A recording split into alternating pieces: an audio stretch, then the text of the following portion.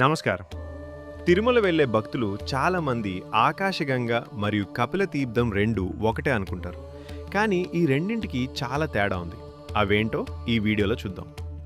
మొదటిది ఆకాశగంగ. ఇది తిరుమల కొండల పైన శ్రీవారి ఆలయానికి 5 కిలోమీటర్ల దూరంలో ఉంటుంది.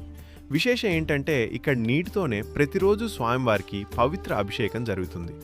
ఇది నేరుగా ఆకాశం నుండే వస్తుందని భక్తుల నమ్మకం. ఇక రెండోది కపిల తీర్థం. ఇది తిరుపతి నగరం చివరన కొండల అడుగు భాగంలో ఉంటుంది. ఇక్కడ వెలిసిన దైవం శివుడు. కపిల మహర్షి ఇక్కడ తపస్సు చేయడం వల్ల దీనికి ఆ పేరు వచ్చింది.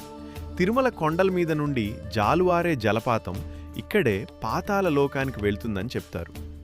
సింపుల్గా చెప్పాలంటే ఆకాశగంగ కొండపైన విష్ణుమూర్తి శ్రీవారి కోసం, కపిల తీర్థం కొండ కింద శివుడి కోసం.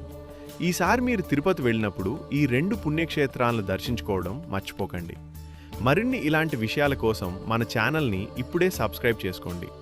ఓం నమో వెంకటేశాయ.